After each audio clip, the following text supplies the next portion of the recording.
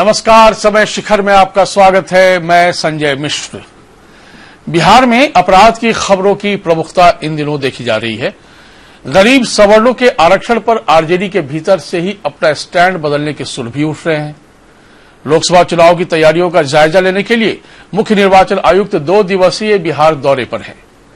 लेकिन इन तमाम बड़ी खबरों के बीच गंगा में बढ़ते प्रदूषण ने बाध्य कर दिया कि जब हम इस मुद्दे को जनता के बीच लेकर जाएं। प्रयागराज में मकर संक्रांति के मौके पर करीब 2 करोड़ लोगों ने श्रद्धालुओं ने गंगा में स्नान किया। लोग वहां के स्वच्छ और निर्मल जल की भूरी भूरी प्रशंसा कर रहे हैं। गंगा को स्वच्छ रखने की सरकार की कुछ कोशिशों को वाहवाही मिलने लगी है, लेकिन ये कुछ दिनों के लिए ही क्यों? 40 करोड़ लोगों की प्यास बुझाने और अन्न उपजाकर पेट भरने वाली इस नदी को हम प्रदूषित क्यों कर रहे हैं? इसके बदले अब हमें क्या मिल रहा है? एक बड़ा प्रश्न ये है। इसका समाधान हम सबको मिलकर करना होगा। गंगा को प्रदूषण से बचाने के लिए बड़े पैमाने पर प्रयास के दावे तो किए गए, लेकिन वो अभी तक नाकाफी क्यों साबित हुए? गंगा को मौत से बचाने के लिए 111 दिनों तक भूख हड़ताल पर बैठे पर्यावरणविद और आईआईटी के पूर्व प्रोफेसर जीडी अग्रवाल ने अपनी जान तक दे दी। तमाम योजनाओं के बावजूद अभी तक गंगा निर्मल क्यों नहीं हो पाई है? जिस नदी के जल में मनुष्य की कई बीमारियों के नाश करने की क्षमता है, वो खुद बीमार क्यों है? सरकार और समाज को इसके कारणों का पता है, लेकिन निदान की कोशिशें पर्याप्त नहीं है। क्या हमारी नीति में कमी है या नीयत उदासीन है? अरबों खर्च करने के बाद भी गंगा मैली क्यों है? समय शिखर में हम अपने खास मेहमानों के साथ इसी मुद्दे पर करेंगे खास चर्चा।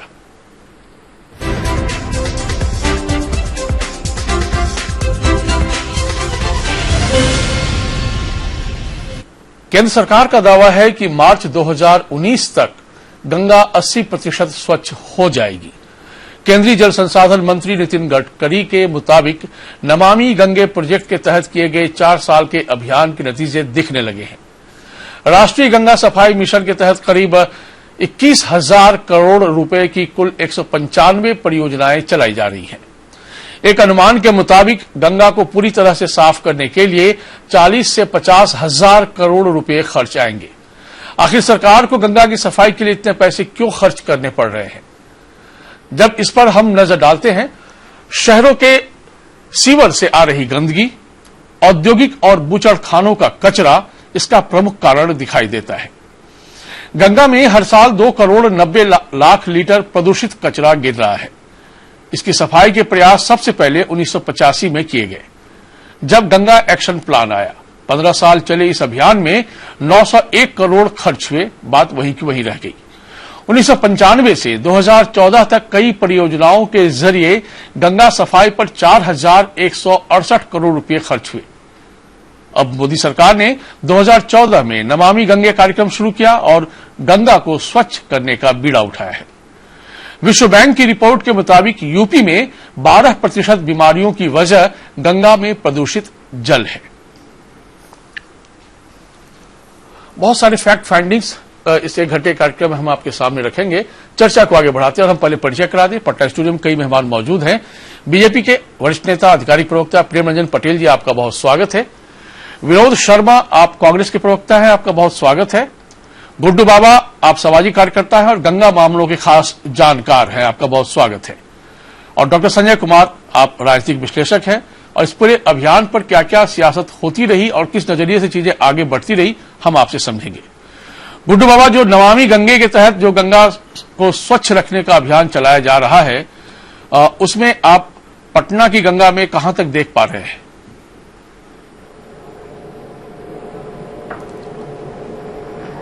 देखिए, जहां तक नमामि गंगे प्रोजेक्ट के तहत पटना का सवाल है जी, अभी पटना शहर का 400 MLD अनट्रीटेड वाटर जो है वो गंगा में जा रहा था सीवरेज का, वह आज भी जा रहा है।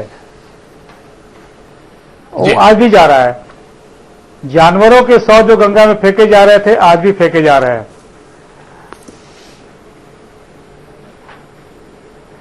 जी, आप बात पूरी करें। नमामि गंगे के तहत पैसों की अब कोई कमी नहीं है जी, पैसे उपलब्ध हैं, इच्छा शक्ति का अभाव है। काम बहुत धीमी गति से हो रहा है।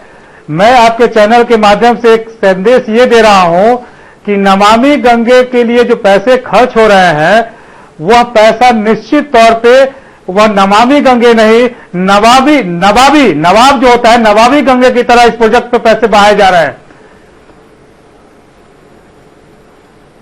मेरे पास मैंने देखा एक बार गांधी घाट पर वो ये प्रचार अभियान चल रहा था गंगा के लिए, जिसमें काफी महंगी टोपियां बांटी जा रही थी, गंजियां बांटी जा रही थी। और मैं अगले बार जब जुड़ूंगा अभी आपके साथ तो मैं दिखाऊंगा कि लगभग 2500 से 3000 रुपए के थैले वितरण किए गए हैं जागरूकता अभियान के लिए।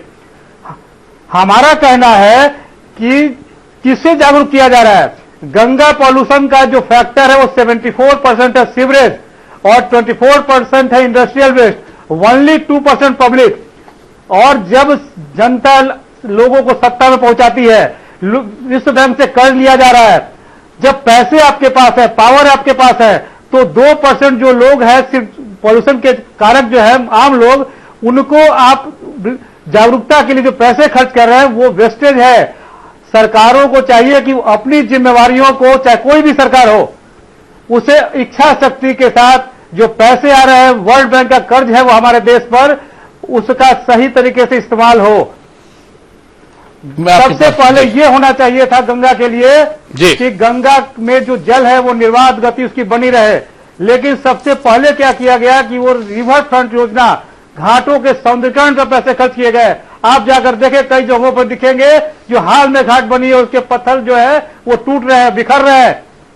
और सबसे बड़ी बात है पटना का जो सवाल है, पटना में गंगा इतिहास बन रही है। सभी को दिख रहा है कि आने वाले 2-4 साल में गंगा पटना किनारे जब रहेगी ही नहीं तो यह नमामि गंगे को मेरा प्रणाम है।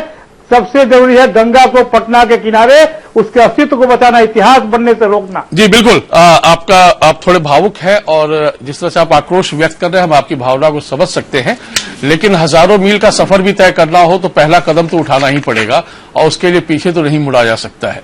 बहरहाल डॉक्टर संजय कुमार, आपकी नजर से बिहार में जो गंगा प्रवाहित हो रही हैं वो कहां, कितनी स्वच्छ और कितनी हमें धिक्कार रही है?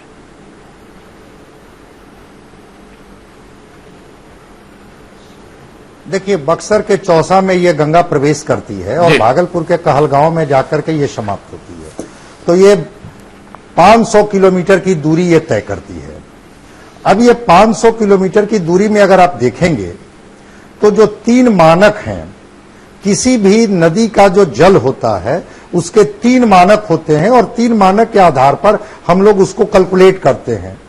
एक उसका जो है उसमें जो बीओडी होता है, बायोकेमिकल ऑक्सीजन, जो उसका जो ये रेशियो होता है, डिपोजिट रेशियो, उसके अनुसार हम लोग करते हैं। एक जो कॉलीफॉर्म बैक्टीरिया होता है उसके अनुसार करते हैं और एक जो बड़ा सामान्य चीज है जो पीएच वैल्यू होता है जल का, उसके अनुसार इसको हम लोग करते हैं। तो अगर ये तीनों को देखा जाए तो इसमें जो ऑक्सीजन जो इसकी जो क्षमता है, तो जितने बेस्ट डाले जा रहे हैं तो मैक्सिमम गंगा जल का जो पानी है और उसमें जो ऑक्सीजन मौजूद है उस वेस्ट को डिकम्पोज करने में वह चला जाता है और स्वाभाविक है कि उसका ऑक्सीजन लेवल जो है वो कम रहा है। जब ऑक्सीजन लेवल कमेगा तो जो एक्वेटिक एनिमल्स हैं, जो जल में रहने वाले एनिमल्स हैं, उनको ऑक्सीजन का प्रॉब्लम होगा। हम लोग जमीन पर रहते हैं, जब ऑक्सीजन की कमी होती है तो हम लोग जब सफोकेटेड फील करते हैं, तो पानी में रहने वाले जो जीव हैं उनको भी जब ऑक्सीजन डिमांड जो है अगर वो उसके अनुसार उनको नहीं मिलेगा तो फिर वो सफोकेटेड फील करते हैं और बहुत सारे एक्वेटिक एनिमल्स मर रहे हैं।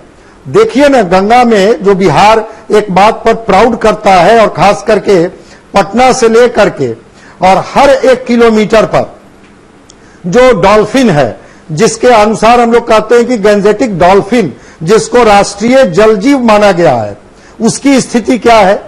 आज उसको देखेंगे तो हर जगह पर वो डॉल्फिन आपको मरे हुए मिलेंगे। जो दूसरी स्थिति है, कॉलीफॉर्म बैक्टीरिया रहेगा। जब ह्यूमन फीकल जाएगा नदियों में तो कॉलीफॉर्म बैक्टीरिया रहेगा, लेकिन जब कॉलीफॉर्म बैक्टीरिया इतना अधिक बढ़ जाए तो उसका मानक जब बहुत अधिक हो जाता है तो वह ह्यूमन बीइंग को नुकसान करने लगता है। तो कॉलीफॉर्म बैक्टीरिया काफी बढ़ा हुआ है और तीसरी बात की जो पानी होता है उसका पीएच वैल्यू बड़ा न्यूट्रल होता है। तो जब न्यूट्रल होता है तो 7 है इसका पीएच वैल्यू, 6 से नीचे जाएगा तो पानी एसिडिक होगा, अगर 7 से ऊपर जाएगा तो बेसिक होगा।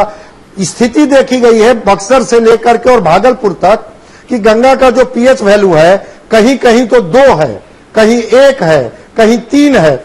अब जब पानी इतना अधिक एसिडिक होगा तो आप कल्पना कर सकते हैं कि उन जलीय जीवों पर क्या होगा।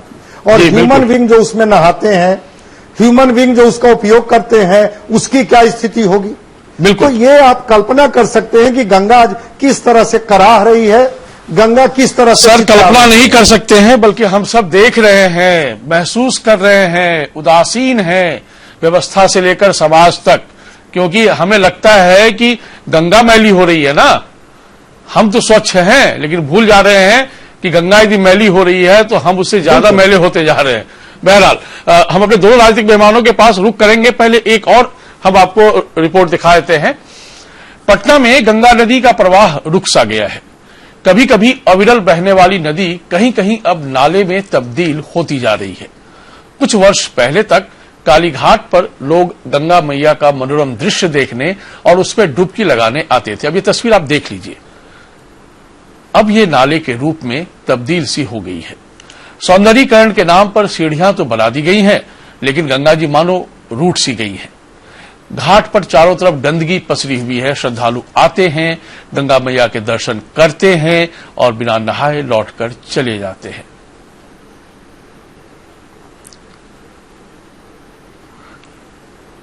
गंगा का हाल ये है कि ये नाला बन गया है। कहीं ना कहीं दिखता है कि जो विकास है ना वो विनाश भी क्रिएट कर रहा है लेके।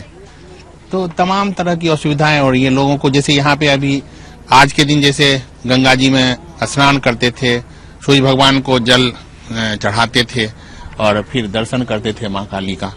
लेकिन अभी क्या ना उधर पैर भी देना मुश्किल है। तो सुना सुना लग रहा है हमको, कोई पता नहीं लग रहा है गंगा जी का क्या पोजीशन देख ही रहे हैं, इसलिए उदास होके जा रहे हैं। आज से क्या करें, लोग थोड़ा निराश हैं क्योंकि गंगा जी की ये हालत हो गई है। छठ के मौके पर हालांकि सरकार ने बहुत प्रयास किया था और गंगा जी को घाटों तक लाया भी गया था, लेकिन वो प्रयास हमेशा नहीं बना रहता क्योंकि नैसर्गिक रूप से गंगा जी काफी यहाँ पर सिकुड़ गई हैं और साफ सफाई भी साल भर यहाँ नहीं हो पाती है। गंदगी का आलम आप देख ही सकते हैं। और भी यहाँ के स्थानीय निवासी हैं जो यहाँ आए हैं। आज बड़ी आस के साथ वो यहाँ पर पहुंचे थे कि गंगा जी में स्नान करेंगे, लेकिन यहाँ आकर गंगा जी की हालत देखकर अब वो निराश होकर वापस ही लौट रहे हैं। आप आए थे, आप भी गंगा जी स्नान करने आए थे, आज यहाँ आकर कैसा लगा है? कुछ पता नहीं चल रहा है, व्यवस्था नहाने के लिए तो कुछ है ही नहीं। तो नाला नदी तो नाला बन चुकी है, तो वैसे निराश भाव में जाएंगे। माँ का दर्शन कर लिया, वापस घर जाएंगे। वाकई दुख होता है और दुख होना लाजमी भी है, लेकिन इस दुख की वजह हमारा समाज है, व्यवस्था है। हम सबको मिलकर इस पर न केवल गौर करने की आवश्यकता है बल्कि एक प्रण लेने की भी आवश्यकता है। बहरहाल विनोद शर्मा जी, जब आपकी सरकार थी कभी 1985 में, तो उस वक्त गंगा एक्शन प्लान के तहत ये अभियान शुरू किया गया था। 901 करोड़ के लगभग खर्च भी हो गए थे उन दिनों, लेकिन गंगा तो मैली ही होती चली जा रही थी। सर, ये सब पैसा होता जाता कहां है, अब समझ में नहीं आता है। देखिए, निश्चित रूप से स्वर्गीय राजीव गांधी जी जो प्रधानमंत्री थे, उन्होंने 1986 में गंगा सफाई योजना केंद्रीय गंगा प्राधिकरण बनाया था और उन्होंने यह चिंता की थी कि गंगा जी की सफाई की जाए, उस गंदगी जो बढ़ रही है उसको रोका जाए। उन्होंने प्रयास किया निश्चित रूप से, और लगातार जब तक थे राजीव जी सरकार में, उसके लिए बहुत तेजी से काम हुए थे। अब पटना के आसपास जहां भी गंगा नदी थी बिहार में, सब जगह जो पानी नाले गिरते थे वहां पर सीवरेज बनाए गए, वहां पर ट्रीटमेंट प्लांट लगाए गए थे और बहुत तेजी से काम हुआ था। नाले बनाए गए पटना के आसपास सभी जगहों पर अलग से, और वो प्रयास चलते रहा। उसके बाद कांग्रेस की सरकार चली गई, उसके बाद वो कार्यक्रम शिथिल हुआ। जब नरसिम्हा जी राव जी सरकार में आए, उस समय भी उन्होंने 421 करोड़ रुपए इसके लिए अधिकृत किया और 293 करोड़ रुपए उसमें भी खर्च हुए। उस समय भी काफी काम हुए, लेकिन दुर्भाग्यवश फिर कांग्रेस की सरकार जाती रही और उसके बाद ये योजनाएं करीब करीब ठप हो गई। जब प्रधानमंत्री मोदी जी बने, उन्होंने शुरुआत की है नए ढंग से, लेकिन दुख होता है कि पैसे तो काफी हुए। अभी जो रिपोर्ट आया है आप देखेंगे आरटीआई का कि 3,867 करोड़ रुपए खर्च करने के बाद भी गंगा की गंदगी और बढ़ी है, ये और ज्यादा दूषित हुआ है। जो आरटीआई रिपोर्ट में आप देख सकते हैं। विनोद जी, यह रिपोर्ट भारत सरकार की सर है। विनोद जी सुनिए ना, विनोद जी क्या है ना, बीजेपी के मेहमान बैठे हुए हैं, उनसे हम बहुत सारे सवाल करेंगे क्योंकि सत्ता में केंद्र में वो हैं, राज्य में भी सहयोगी हैं, हम उनसे भी सवाल करेंगे। मैं सिर्फ आपसे सवाल इसलिए किया क्योंकि स्वर्गीय राजीव गांधी जब सरकार में थे उन्हीं के समय एक योजना शुरू की गई थी। गुड्डूबाबू जी, मैं एक बार इन लोगों से रिएक्शन ले लूं, उसके बाद फिर मैं आपके पास आऊंगा, इंतजार कीजिएगा प्लीज। सवाल ये है सर कि आप दावा करते हैं कि बहुत काम हुआ था, नरसिम्हा राव तक को आपने गिना दिया कि वहां की सरकार तक ने बहुत सारे काम किए। सर बहुत सारे काम किए गए होते तो अभियान चलाने की आवश्यकता क्यों पड़ती? सर हम लोग भी इसी देश के नागरिक हैं और इसी बिहार को में जीते हैं और तमाम चीजों को देखते हैं और देखते देखते बड़े हो गए, प्रौढ़ावस्था में भी आ गए। सर जवाब तो देना पड़ेगा सर, क्योंकि खर्चे हुए हैं और खर्चे हुए और बहुत सारे काम यदि होते। जवाब दे रहे हैं, मैं दे रहा हूं सर। आप पटना में ही देख लीजिए, जो नाले बने थे और सीवरेज प्लांट बने थे, अभी तक वही है, कोई नया नहीं काम हुआ है। अभी 4 वर्षों में कोई नया काम नहीं है। आप चल करके हमारे साथ अपने भेजिए अपने संवाददाता को, अभी वही नाले बने हैं, अभी वही ट्रीटमेंट प्लांट लगे हैं, अलग से कुछ वैसा नहीं दिखता है। तो निश्चित रूप से हमारी सरकार जाती रही बार बार, तो काम बाधित हुआ है, इसमें दो राय नहीं है। और उतना उसमें संसाधन नहीं था, उतने पैसे नहीं थे योजना में। लेकिन आज इतना पैसे खर्च होने के बाद भी गंदगी बढ़ी है। आप बनारस का देख लीजिए, जो 5.1 पैरामीटर बायोडाटा था उसका, आज बढ़ करके 6.1 हो गया है बनारसी में, वो गंदगी का लेवल। जहां नहाने पर भी लोग कहता है कि पानी से खराबी हो रही है, शरीर में खुजली हो रही है। सर अब मैं प्रेमरंजन जी आपके पास आना चाहूंगा। दरअसल क्या है कि वर्ल्ड वाइड फंड जो एनजीओ है एक अंतर्राष्ट्रीय स्तर का, उसके मुताबिक जो रेटिंग हुई है, गंगा को दुनिया की सबसे संकटग्रस्त नदी करार दिया गया है। ये आप लोग भी जानते हैं, हम भी जानते हैं, सब जानते हैं। और इसीलिए नमामि गंगे के तहत सरकार ने भी एक बीड़ा उठाया था। 4,254 करोड़ रुपए खर्च हो गए सर। सरकार 5 साल के लिए बनती है, 20,000 करोड़ का आप लोगों ने टारगेट रखा है इस पे। अब सर सरकार तो जाने की तैयारी में है, चुनाव आप लड़ेंगे 3 महीने के बाद, फिर जब नई सरकार बनेगी, आपकी बने या किसी और की बने, फिर उसके तहत एक अभियान शुरू होगा। तो 5 साल में यदि हम इतने ही खर्च कर पाए सर, तो फिर कहां से असर उतना दिखेगा, जबकि 80% तक गंगा स्वच्छ होने का दावा आपकी सरकार करती रही है 2019 तक।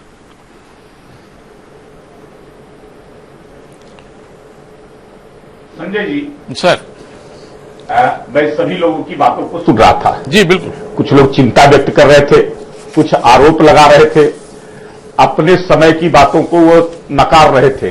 कितना काम हुआ, इतना जो है से नहीं हुआ, इस पर मैं ये नहीं कहता हूं कि गंगा पूरी तरह से शुद्ध हो गई। हमने इसको बीड़ा उठाया, हमारी सरकार ने। हमारी सरकार 2014 में बनी। नरेंद्र मोदी सरकार जी ने एक अलग से एक मंत्रालय इसके लिए बनाने का काम किया। ये पहली बार हुआ है देश की आजादी के बाद। नमामि गंगे के तहत एक नई मंत्रालय का गठन किया गया और उसमें 20,000 करोड़ रुपए का आवंटन किया गया। और ये योजना कोई जो है से तुरंत नहीं है कि पूरा कर दिया जाएगा, इसमें समय लगता है। इसमें कि गंगा की निर्मलता, स्वच्छता बरकरार रहे, गंगा अविरल बहती रहे, ये पूरी तरह से जो है इसके लिए सरकार का लक्ष्य 2020 का है कि 2020 तक हम इस काम को पूरा करें। मैं मानता हूं कि हो सकता है 2020 तक नहीं, 2021 हो जाए, 2022 हो जाए, लेकिन सरकार ने जब लक्ष्य को लिया है तो निश्चित रूप से आगे पीछे हो सकता है 1-2 साल, लेकिन उसको पूरा करने का काम करेगी। लेकिन राशि भी नहीं, आपने कहा 20,000 करोड़ रुपए का ये पूरा बजट है, लक्ष्य है, और अभी 4-4,500 करोड़ रुपए का खर्च हुआ है। आप केवल आपने देखा कि जिस प्रकार से अभी कुंभ लगा है प्रयागराज में, इलाहाबाद में, और आप ही ने रिपोर्ट दिखाई है कि लोग जो है वाह वाह कर रहे हैं। वहां लोगों को साफ पानी मिल रहा है, निर्मल पानी मिल रहा है, लोग जल में स्नान कर रहे हैं। और सबसे बड़ी बात है कि अब तक त्रिवेणी कहा जाता था, त्रिवेणी का संगम है, लोग जाते थे तो सरस्वती नदी विलीन हो गई थी। सरस्वती से कोई किसी को दर्शन नहीं होता था। पटेल साहब, पहला अवसर है कि वो सरस्वती पुनर्जीवित हो गई है पटेल साहब, और लोग तो लीजिए में जाकर के डुबकी लगा रहे हैं, स्नान कर रहे हैं। सर, वाह, ये पहला अवसर है बहुत दिनों के बाद। राजीव गांधी की सरकार, सर मैं आपसे एक सवाल करना चाह रहा हूं, प्लीज सुन लीजिए। और 85 में उन्होंने योजना लिया था। सर आप मेरे प्रश्न को सुन लीजिए ना, आप फिर जवाब दे दीजिएगा, आप ही से रूबरू हूं। एक मिनट, मैं आपकी आवाज को रोक रहा हूं, मैं आपसे सवाल करना चाह रहा हूं। सवाल सिर्फ इतना सा है, हमने जो कहा कि भूरी भूरी प्रशंसा हो रही है, बात सही कहा हमने, और आपने इस बात को दोहराया भी, लेकिन हमने क्यों कहा जरा इस पर गौर कीजिएगा। हमने सिर्फ इसलिए कहा क्योंकि कुंभ को ध्यान में रखते हुए कानपुर और इलाहाबाद में जितने भी सीवर का पानी जा रहा था गंगा में, उन सबको बंद कर दिया गया है। पहला, औद्योगिक कचरे उसमें नहीं जा रहे हैं, वो सबको बंद कर दिया गया है कुंभ को ध्यान में रखते हुए। दूसरा, और छोटे मोटे नाले जहां से भी गंदगी जा सकती है गंगा में, उसमें भी केमिकल बॉल लगाकर उसको वहीं पर फिल्टर करने की कोशिश हो रही है। तो 3 बड़े कारण हैं, लेकिन ये 3 बड़े स्थायी कारण नहीं होने जा रहे हैं कुंभ के बाद। सर सवाल सिर्फ इसीलिए है।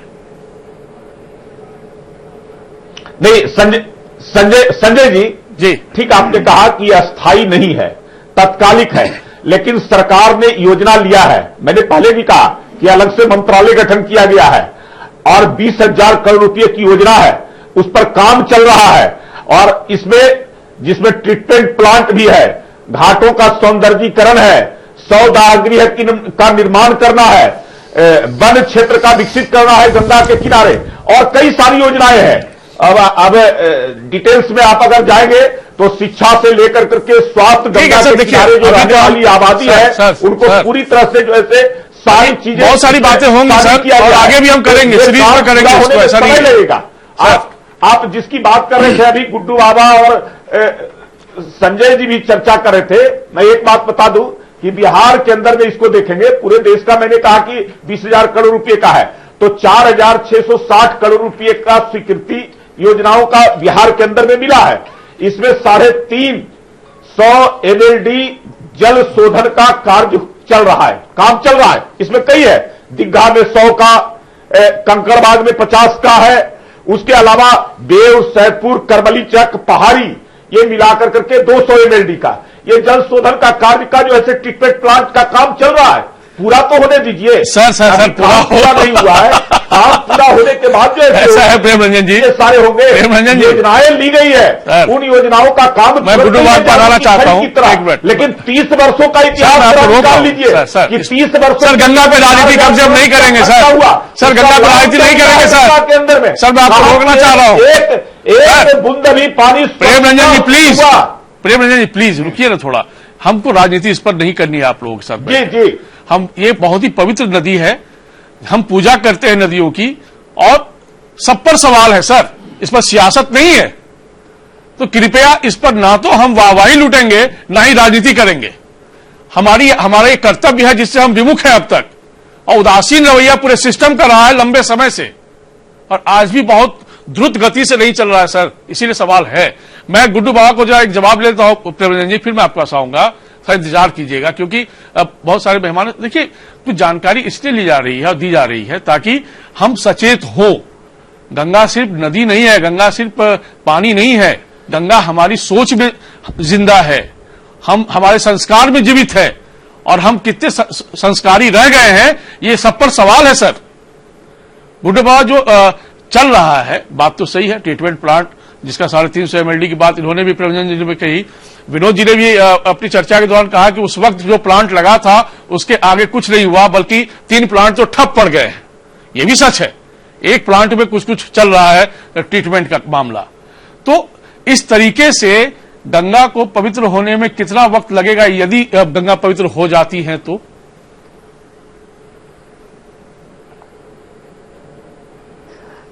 हमारे माननीय विधायक जी ने शायद मुझे गलत समझा।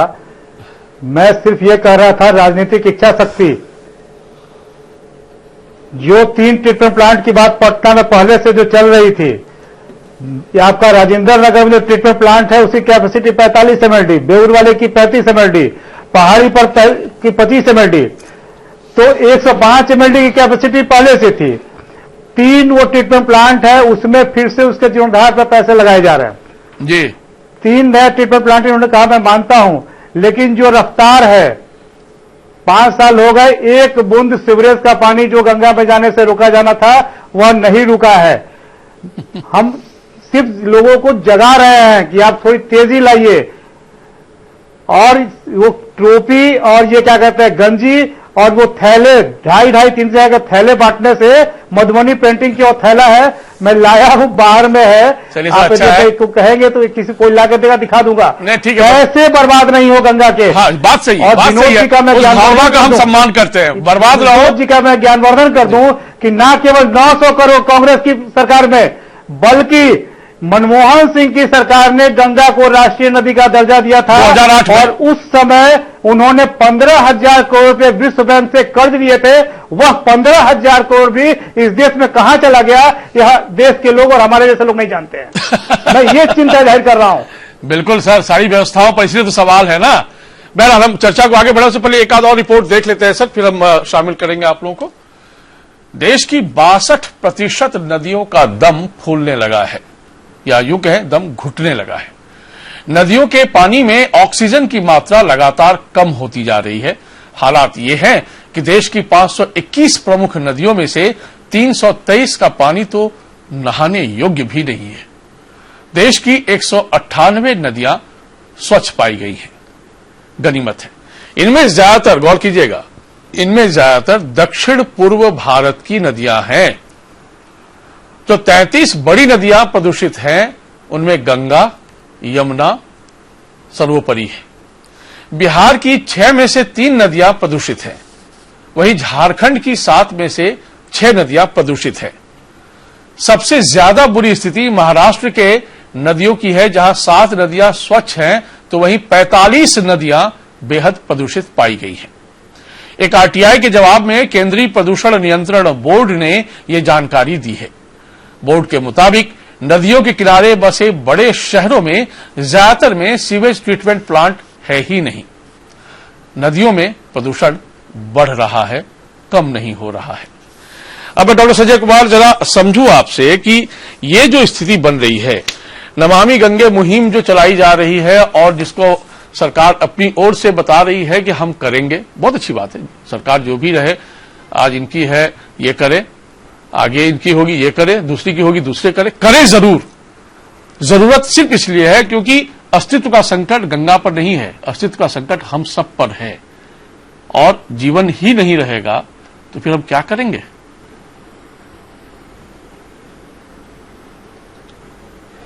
ये एक बड़ा सवाल है और इसमें वास्तव में आप सही बोल रहे हैं कि इसमें राजनीति की गुंजाइश बहुत नहीं है ही नहीं साहब। क्योंकि आप देख लें कि जितनी भी सभ्यताएं विकसित हुई है जी, वो सभ्यता नदी के किनारे ही विकसित हुई है। और गंगा जैसी नदी, जिसको हम लोग मुक्तिदायिनी कहते हैं, जीवनदायिनी कहते हैं, वो दम तोड़ रही है। सारे लोगों ने एक मत से स्वीकार किया कि 350 MLD पानी जो है सीवरेज का पानी वो गंगा में जाती है पर डे, और उसमें आपके पास ट्रीटमेंट प्लांट जो है सबको जोड़ दिया जाए तो 105 या 108 MLD पानी को ट्रीट करने की क्षमता है। मात्र 55 MLD पानी ही ट्रीट होता है, बाकी 300 MLD पानी सीवरेज ट्रीटमेंट प्लांट का वो नहीं हो पाता है और वो गंगा में वो पानी जाती है। गंगा कहां से साफ होगा? हेवी मेटल जितने मिल रहे हैं, जिस तरह के गंगा में जो आप कह रहे थे ऑक्सीजन का अमाउंट घट रहा है, ऑक्सीजन डिमांड जो है वो एक्वेटिक एनिमल्स को चाहिए वो नहीं मिल पा रहा है।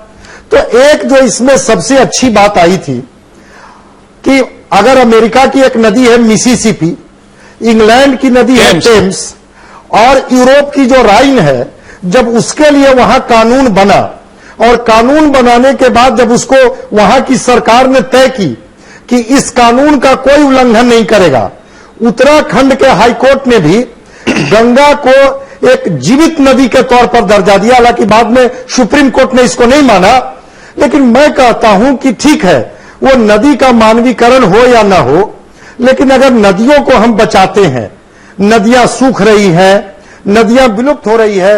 आपको जानकर के आश्चर्य होगा कि 350 डैम केवल गंगा पर उत्तराखंड में बनाने की योजना चल रही है। कहां से आपको गंगा मिलेगी भाई? अगर 2500 किलोमीटर की दूरी गंगा तय करती है तो 500 किलोमीटर बिहार में आती है, वो गंगा तो मिलेगी ही नहीं। उसके जो ट्रिब्यूटरीज हैं या उससे जो निकलने वाली कुछ धाराएं हैं वही आप तक पहुंच पाएगी, गंगा तो मिल नहीं पाएगी। तो देखिए कहीं न कहीं से कमिटमेंट की जरूरत है। अगर किसी ने इसको राष्ट्रीय नदी घोषित किया, किन्हीं ने इनको एक्शन प्लान के तहत लिया, किन्होंने नमामि गंगे के तहत किया, तो आखिर गंगा वहां रुकी हुई क्यों है? जब तक उसके कचरे को, जो हम लोग चाहे आस्था का कचरा डाल रहे हो, चाहे माइनिंग का कचरा डाल रहे हो, चाहे ह्यूमन फिकल डाला जा रहा हो, चाहे इंडस्ट्रियल वेस्ट डाला जा रहा हो, जब तक आप उसको रोकेंगे नहीं तब तक गंगा जो है वो शुद्ध नहीं होगी, पवित्र नहीं होगी। और ठीक बात है कि गंगा तो हरिद्वार से जब निकलती थी तो जिन जड़ी बूटियों से होकर के निकलती थी, ये तो माना जाता था हिंदू धर्म में कि गंगा नदी का जल जब उनके मुंह में अंतिम समय में डाला जाता था तो मुक्ति मिल जाती थी उनको। मैं तो समझता हूं कि छोड़ दीजिए अंतिम अवस्था में, अगर कम उम्र में ही अगर गंगा का जल थोड़ा तेजी से पिला दिया जाए तो हम समझते हैं कि बहुत पहले मुक्ति मिल जाएगी। तो इसको बचाने ये हंसी जो है ना, इसके पीछे बहुत गम है। इसको उसी रूप में देखिएगा, क्योंकि वाकई इस पर मुस्कुराती है सियासत, मुस्कुराती है जमीन, मुस्कुराते हम भी हैं पर खिसकती है हमारी जमीन। बहरहाल आप दोनों मेहमानों के पास आओ, उससे पहले एक और रिपोर्ट दिखा देता हूं प्रेम रंजन जी और विनोद शर्मा जी। नदियों के प्रदूषण के पीछे समाज तो कसूरवार है ही, सरकार भी उस पे पीछे नहीं है। एनजीटी ने अपने एक आदेश में कहा है कि गंगा नदी के 100 मीटर के दायरे में कोई निर्माण कार्य नहीं होना चाहिए, साथ ही 500 मीटर के दायरे में कचरा नहीं फेंका जाना चाहिए। लेकिन नदियों के किनारे हरियाली और सौंदर्यीकरण के नाम पर ग्रीन जोन बना दिया गया है। पार्क और बागीचा भी बना सकते हैं, तटबंध बना देते हैं। इस तरह से नदी के किनारों पर कंक्रीट का जंगल भी खड़ा कर दिया जाता है। कोई गरीब करे तो अन्याय, लेकिन सरकारें इसे धड़ल्ले से करती हैं। ऐसा क्यों होता है प्रेम रंजन जी?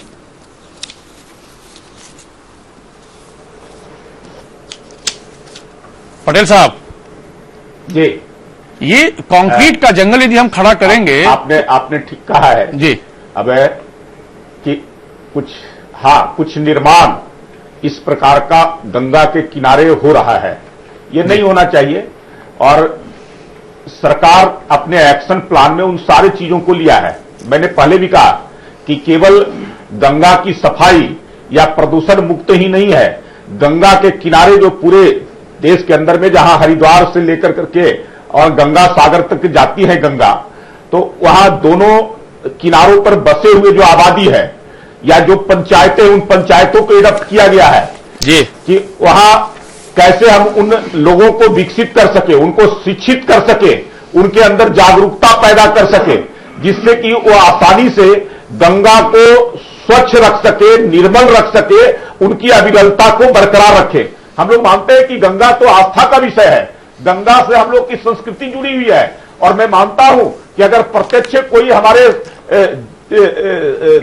धर्म के अनुसार अगर कोई देवता है तो जिसको हम महसूस कर सकते हैं तो वो 3 है, उसमें सूर्य, अग्नि और गंगा, जिनको हम महसूस करते हैं और स्पर्श करते हैं। तो ऐसा गंगा को सब लोगों की जरूरत है कि सब लोगों को जो है उसके जागरूकता के माध्यम से ही रोका जा सकता है कि उसको रोका। इसलिए मैंने कहा कि सरकार ने एक्शन प्लान में लिया है, मंत्रालय बना करके, राशि देकर करके, लेकिन सब लोगों के जब तक सहभागिता नहीं होगी तब तक इसको नहीं रोका जा सकता है। सरकार तो जो है एक्शन प्लान में लोगों को कहेगी कि ये काम नहीं होना चाहिए, तो उसमें मैं कह रहा हूं, अब गंगा के अंदर में लोग आज भी कहते हैं 100 को जलाने के लिए 100 दाहगिरी बना रहता है वहां जहां बिजली से जलता है, लेकिन उसके बावजूद लोग जाकर के लकड़ियों से जलाते हैं कि जब तक लकड़ी से नहीं जलाएंगे उनका अंश गंगा के अंदर में नहीं जाएगा, तब तक उनको मुक्ति नहीं होगी। तो ये जागरूकता का विषय है कि गंगा के किनारे अगर 100 दाहगिरी में जलाते हैं, प्रेम रंजन जी सुनिए ना, अनुसार जलाते हैं सर, क्या है ना, जाकर के अपने घरों के अंदर पटेल साहब पाठ करते हैं, पटेल साहब के गंगा के अंदर में डाल देते हैं। अरे सर सुनिए तो सही, मशीन लगाया है सर, सुनिए तो सही के अंदर में, सर सुनिए तो सही, अरे प्रभु, में मशीन लगाया है जो उसको कचरे को निकालने के लिए। सर जब आप बोलते हैं तो हमारी आवाज आप तक नहीं पहुंच पाती है क्या? जब आप बोल रहे होते हैं तो मैं यदि कुछ आपसे मैंने कुछ लगता है कि हम अपनी बात को रखते हैं। नहीं हम आपकी पूरी बात सुन रहे हैं और आगे भी सुनेंगे। सिर्फ हम एक छोटा सा ये सवाल इसलिए कर रहे हैं, अभी थोड़ी देर पहले गुड्डू बाबा ने एक जानकारी सुन लीजिएगा तब बोलिएगा तब। नहीं, लेकिन सर समय की पाबंदी होती है, सबके पास जाना होता है। गुड्डू बाबा ने अभी थोड़ी देर पहले एक जानकारी आपसे शेयर की थी हमसे और बिहार झारखंड के नागरिकों से। ये बात सही है जो आपने कही कि हमें भी ख्याल रखना चाहिए कि यदि हम गंगा को पवित्र मानते हैं, मां मानते हैं और मोक्षदायिनी मानते हैं, तो कृपया हम सम्मान करना भी सीखें। ये सही है, लेकिन कंट्रीब्यूशन इसमें 2% का ही सोसाइटी का है सर। यदि गलत अर्थ में कंट्रीब्यूशन है तो 2% ही है। 98% जो समस्या है वो इंडस्ट्रियल वेस्ट है, नाले का पानी है, और जहां तहां बेतरतीब ढंग से जो आपने डेवलपमेंटल मॉडल बनाया है वो एक समस्या है। तो सर उसको तो सरकार ही और सिस्टम ही ठीक करेगा कि समाज करेगा सर?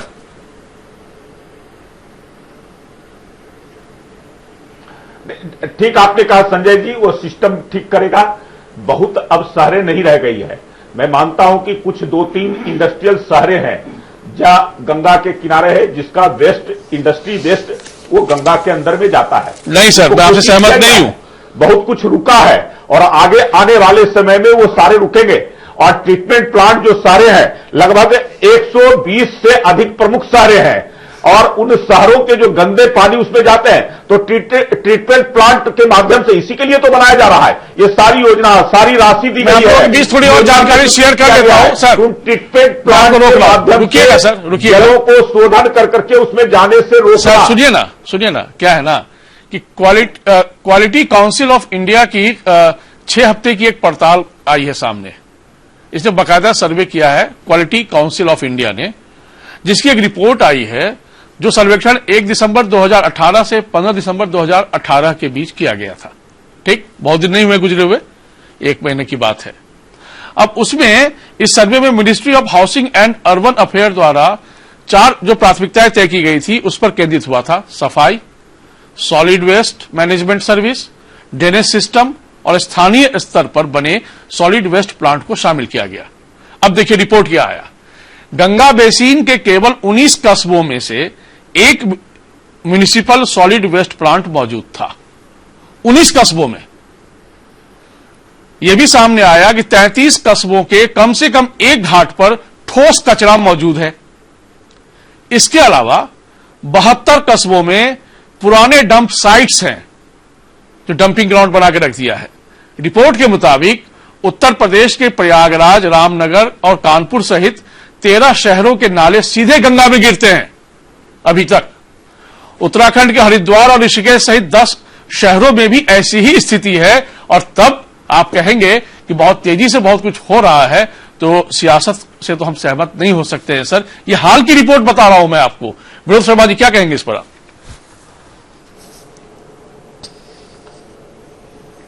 देखिए, निश्चित रूप से संजय जी आपकी बात से हम सहमत हैं कि गति बहुत धीमी है और केंद्रीय सरकार कितनी सजग है। एक छोटा उदाहरण है कि प्रख्यात पर्यावरणविद प्रोफेसर जीडी अग्रवाल साहब ने 112 दिन तक अनशन किया, लेकिन सरकार सोई रही। जब उनकी मृत्यु हो गई तो ये लोग जागे। और गंगा सफाई को लेकर के उमा भारती जी जब बनी थी मंत्री, तो उन्होंने समय दिया था कि 1.5 वर्षों में अगर गंगा साफ नहीं हुआ तो मैं जल समाधि ले लूंगी। तो आप ये पटेल साहब की बातों से पूरी तरह से समझ सकते हैं कि क्या करना चाहते हैं। दूसरी तरफ ये बात बना रहे हैं, पटना गंगा बेसिन में दर्जनों अपार्टमेंट बन गए हैं, जिसमें बिल्डर और बेचारे खरीदने वाले का पैसा फंस गया है। राज्य सरकार, इनकी सरकार थी, इनकी अनुमति से बना, तो एक किसकी जिम्मेवारी कौन लेगा? मुख्यमंत्री क्यों नहीं लेते कि मैंने बनवाया? नगर निगम ने नक्शा पास किया, नगर विकास ने पास किया, और पूरा कचरा जा रहा है एकदम बेसिन 40 मीटर के अंदर। आप 100 मीटर बता रहे हैं, 40 मीटर के अंदर बना है दर्जन अपार्टमेंट, बड़े बड़े 100-100, 200 फ्लैट एक अपार्टमेंट में है। तो कितनी सरकार सजग है इससे स्पष्ट होती है। ये बात बनाना जानते हैं, इसमें दो राय नहीं है। आप लोग भी वही करते रहे सर। क्या करते हैं सारी दुनिया देख रही है सर, आप लोग भी वही करते रहे। प्रोफेसर जीडी अग्रवाल साहब की आत्मा आज भी रो रही है कि इन्होंने क्या किया। और 112 दिन तक जो सरकार सोच सकती है, प्रधानमंत्री को 3-3 पत्र लिखा, कोई जवाब नहीं आया, और उनकी मृत्यु के बाद ये लोग गए थे। चलिए बहरहाल चल, हमको इस पर राजनीति नहीं करनी है। एक बार फिर मैं आपसे कह रहा हूं, आप लोगों की राजनीतिक बयान को अब नहीं सुनना चाहेंगे, क्योंकि आपके सामने सच है। मैं सच्चाई कह रहा हूं, ठीक है, ये तो चर्चा में आएगी तो सर क्या है ना, वो वाकई हमने उसको अपने इंट्रोडक्शन में ही मैंने बता दिया था कि जो गंगा पुत्र थे जिन्होंने 111 दिनों तक आमरण अनशन किया था उनकी मृत्यु हो गई थी इसी गंगा को स्वच्छ करने के अभियान के तहत। बहरहाल हम चर्चा को इसलिए यहां पर केंद्रित करना चाहते सिर्फ गंगा में, क्योंकि देखिए राजनीति बहुत हो गई, जागना तो पड़ेगा सर, और जागना हमारी अब जरूरत है। हम एहसान नहीं कर रहे जागने पर, हम सबों की जरूरत है। हम सिर्फ सियासत बयानबाजी को हेडलाइन बनाकर चर्चा नहीं करने वाले। और इसीलिए डॉक्टर संजय कुमार, ये वक्त की उतनी बड़ी जरूरत क्यों बन पड़ी है, क्योंकि हम ही ने ऐसा किया है। जिस गंगा में हम पाप मुक्त होने के लिए डुबकी लगाते थे, आज अपने ही कर्म का फल बटोर के वापस आते हैं, यानी हम पाप लेकर आते हैं, क्योंकि गंगा को हमने ऐसी बनाई है। ये मानव निर्मित गंगा हमने ऐसी कर दी है। सोचिए कितनी दुर्भाग्यजनक स्थिति है।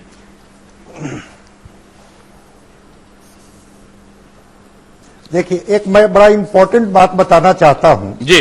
ठीक है, सारे घरों में आज पंपिंग सेट लग गए हैं और घर में लोग स्नान कर लेते हैं, ग्राउंड वाटर से पानी खींच करके पी लेते हैं।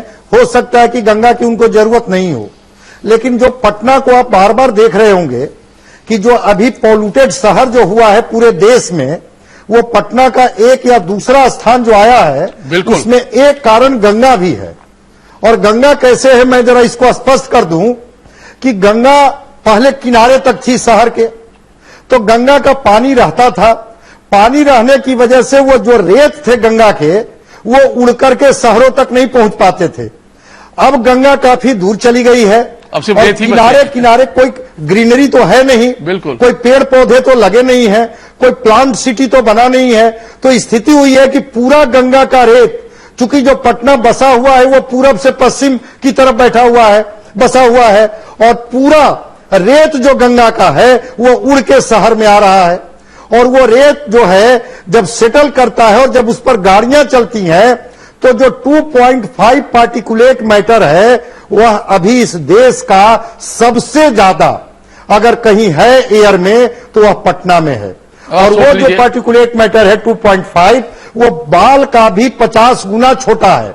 उससे आपको लंग्स फाइब्रोसिस हो रहा है, हार्ट का प्रॉब्लम हो रहा है, ब्लड में सर्कुलेट होकर के डिफरेंट ऑर्गन को चौक कर रहा है। तो गंगा को तो आपने दूर भगा दिया, लेकिन अब गंगा की जो रेत है, जो उसका गाद है, उस गाद को आप कहां भगाएंगे? और वो गाद का दुष्प्रभाव है कि पूरा शहर आज पोल्यूशन को झेल रहा है, और छोटे छोटे बच्चे अब इस शहर में मास्क लगा करके चलने के लिए बाध्य हैं। ये हमारा नहीं विकास है तो 2.5 पार्टिकुलेट मैटर असमय जो है उनके लिए कहीं न कहीं से यही हमारा ऐसे ही विकास मॉडल पे तो सवाल है सर कि हमको वाकई क्या अब जरूरत नहीं पड़ गई है कि न केवल सोचने की, फैसला लेने की। बहरहाल हम चर्चा में आगे बढ़े उससे पहले एक और हम सुन लेते हैं। गंगा में प्रदूषण की समस्या चुनौतीपूर्ण क्यों है, इस बारे में और भी विशेषज्ञों से हमने बात की, सुनते हैं उनकी राय।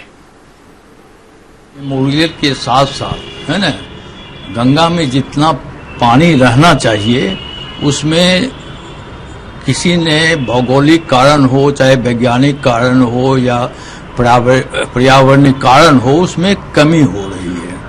पानी का आमद जो है वो धीरे धीरे कम हो रहा है। ये भी कारण है कि जब तक पानी में प्रवाह वेग नहीं रहेगा तो वो कचरे माल डालने को ढोने की क्षमता वो हासिल नहीं रहेगी।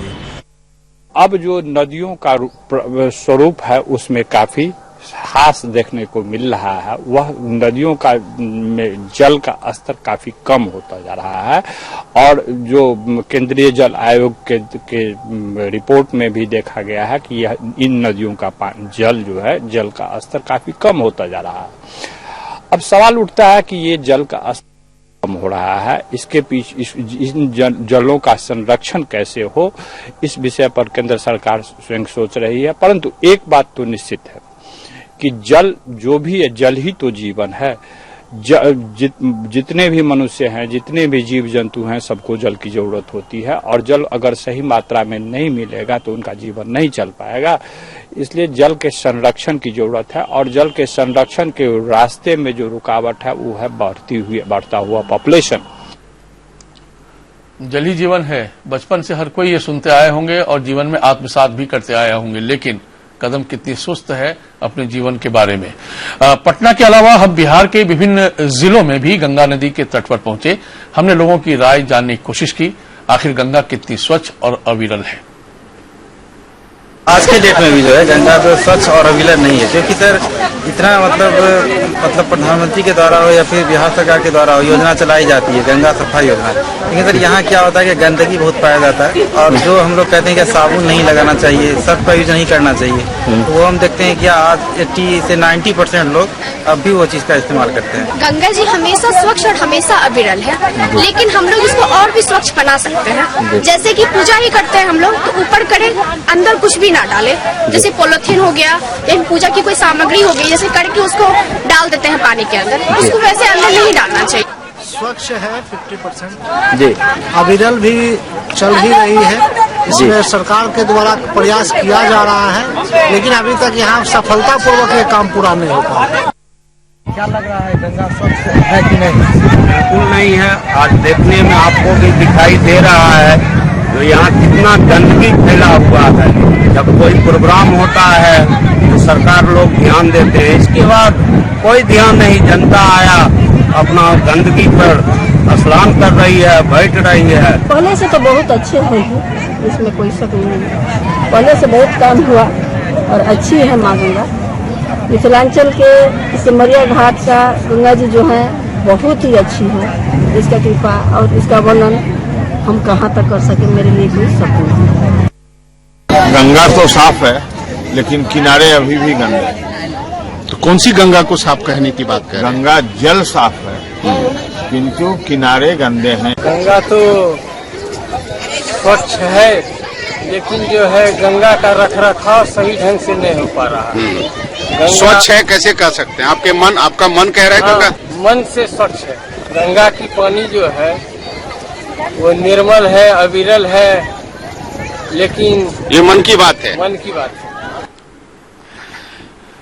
शास्त्रों में भी ये बातें कही गई हैं और हम सब मानते हैं, हमारे संस्कार में ये समाहित है। बहरहाल गुड्डू बाबा, जब पटना की गंगा को आप आज की तारीख में जब देखते हैं तो अपने बचपन को याद करके जरा उस गंगा को याद कीजिए कि जब उस गंगा में डुबकी लगाते थे और आज साहस भी नहीं हो पाता है, तो क्या मन कहता है? मैं आज आपको बता दूं, अपनी व्यक्तिगत बात बता रहा हूं कि मैंने 1998 में गंगा बचाओ अभियान की स्थापना की थी और 1998 के बाद हमने ये संकल्प लिया था कि जब तक गंगा साफ नहीं होगी मैं गंगा में स्नान नहीं करूंगा। मैं गंगा में स्नान नहीं करता हूं। ये अलग बात है कि मैं गंगा बचाओ अभियान का संयोजक और संस्थापक हूं। और एक जो हमारा नारा था, मैं आपके चैनल के माध्यम से दे रहा हूं, उठ जाग कब तक सोता रहेगा, देख पतित पावनी त्रिभुवन तारणी, भारत के इतिहास की साक्षी, त्रिकाल की प्रतिनिधि, मां गंगे रूठ कर जाने को है तैयार, अपने उन नाकारा बेटे और बेटियों से जो भावनात्मक एवं क्रियात्मक दोनों रूप से मृत प्राय होकर सो रहे थे। लेकिन मुझे इस बात की आज कम से कम थोड़ी ये खुशी और तसल्ली हो रही है कि इस देश के माननीय प्रधानमंत्री जी जगे और एक नमामि गंगे दिए हैं। लेकिन इस बात का शंका और इस बात का दर्द अभी बरकरार है कि कहीं 1986 का गंगा एक्शन प्लान और 2008 में जो 15,000 करोड़ रुपये विश्व बैंक से लिए गए गंगा को बचाने के लिए, सफाई के लिए, वही हर्ष ये 20,000 करोड़ का भी ना हो जाए। इसलिए इच्छा शक्ति के साथ सरकार को काम करना चाहिए और मैं लोगों को जगाने का काम कर रहा हूं। मैं आपके चैनल पर बता रहा हूं कि मैं 31 तारीख से 31 जनवरी से इस पूरे देश के गंगा के किनारे का दौरा करूंगा और वास्तविक रिपोर्ट ला करके मैं आपके यहाँ इसकी जानकारी हमें इंतजार रहेगा, प्लीज दीजिएगा। कितना काम हुआ है, कितना शेष है और क्या और होना चाहिए। चलिए, बहुत शुक्रिया सर आपका। डॉक्टर संजय कुमार, यो लास्ट कमेंट, क्या आपको लगता है कि हमारी रफ्तार जो चल रही है, जो कंक्रीट के जंगल में रहने की आदत या अभिशप्त जीवन हमारा बन चुका है, उससे यदि हम मोह भंग नहीं करें और प्रकृति को नहीं अपनाएं सार्थक और सही तरीके से, तो वाकई बहुत जल्द बहुत कुछ बिगड़ जाएगा। अब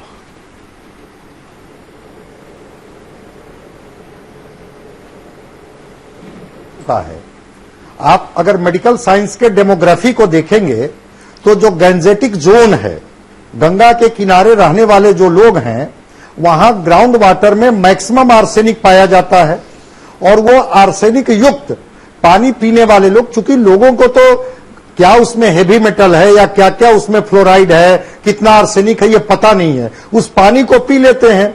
और इधर लगातार जितने गॉल ब्लैडर के केस जो डिटेक्ट किए गए हैं, वो गॉल ब्लैडर का केस में माना गया कि ये जो गेंजेटिक जोन के लोग हैं उसमें गॉल ब्लैडर कैंसर ज्यादा पाया जा रहा है। तो भाई कैसा आप विकास कर रहे हैं जब आप अपने जीवन को ही सुरक्षित नहीं रख पाए? अगर आगे का जो आपकी जो पौध है, आगे की जो पीढ़ी है, उसको ही अगर आप नहीं बचा पाए तो फिर आप नदियों को प्रदूषित कर दीजिए, जंगलों को काट दीजिए, ग्रीन बेल्ट को समाप्त कर दीजिए और केवल जिस बात को आप बार बार चर्चा कर रहे हैं कि एक कंक्रीट के जंगल बना करके मनुष्य तो वहां नहीं रह सकता है, इंसान तो वहां नहीं रह सकता है, और जब आपका अस्तित्व ही समाप्त हो जाएगा तो फिर किस बात की आप डिबेट करेंगे, कौन सी बात की आप चर्चा करेंगे? शुक्रिया तो आपका। फिर हमें प्रकृति को बचानी होगी जी, प्रकृति के साथ तारतम्य स्थापित करना होगा और तभी गंगा भी बचेगी, तभी मनुष्य भी बचेगा। जी बिल्कुल विनोद शर्मा जी, एक्चुअली क्या है कि हर मुद्दे पर तो राजनीति नहीं होनी चाहिए और इस मुद्दे पर आप लोग भी सहमत होंगे कि गंगा से हम सबों का सरोकार है, पूरे देश के हर आबादी का सरोकार है। तो कम से कम एक इच्छा शक्ति के साथ और सहभागिता के साथ यदि इसमें मिलजुल कर यदि पार्टिसिपेट किया जाए तो शायद तेजी आए। देखिए, निश्चित रूप से इसमें सभी का दायित्व बनता है, सरकार के अलावा समाज के जो भी प्रबुद्ध वर्ग है, सामाजिक संस्थाएं हैं या कोई भी व्यक्ति हो, सबका दायित्व बनता है कि गंगा साफ हो। उसके लिए प्रयास हर स्तर पर होना चाहिए और निश्चित रूप से सरकार आती जाती रहेगी, उससे कोई अंतर नहीं पड़ता है। तो गंगा सफाई अहम मुद्दा होना चाहिए क्योंकि हमारी सभ्यता और संस्कृति से जुड़ा है। बहुत शुक्रिया सर, बहुत शुक्रिया सर, समय नहीं है, मैं आपको रोक रहा हूं। योर लास्ट कमेंट प्रभंजन पटेल जी, इच्छा शक्ति में और मजबूती लाने की जरूरत है, आपको लगता है? नहीं, इच्छा शक्ति तो है ही, अगर इच्छा शक्ति सरकार की नहीं होती तो अलग से मंत्रालय नहीं बनाया जाता, इतनी बड़ी राशि नहीं दी जाती, इतने योजनाएं और प्रोजेक्ट्स लिए नहीं जाते, काम उस पर प्रारंभ नहीं होता, लक्ष्य नहीं निर्धारित होता, तो ये सारे चीज हुए हैं इच्छा शक्ति के कारण ये सारे हो रहे हैं। और जो लक्ष्य निर्धारित किया गया है और मजबूती लाए, इसमें बहुत जरूरत है इस बात की। जो रिपोर्ट कह रही है, मैं नहीं कह रहा हूं, लक्ष्य तत्व जो है, मैं आपको धन्यवाद करता हूं प्रभंजन जी, वक्त की पाबंदी है। दरअसल क्या है कि हम बहुत सारी बातें, बहुत सारी वाहवाही कर सकते हैं क्योंकि करने की स्वतंत्रता तो हम सबको है और करना भी चाहिए, लेकिन क्या है ना, गंगा ही कहती है मानो तो मैं गंगा मां हूं, न मानो तो बहता पानी। लेकिन बहता पानी के लायक भी हमने नहीं छोड़ा है। गंगा में जुड़े गीत के साथ हम आपको छोड़ जाते हैं, आप भी सोचिएगा कितने हम गंगा के हो पाए। नमस्कार।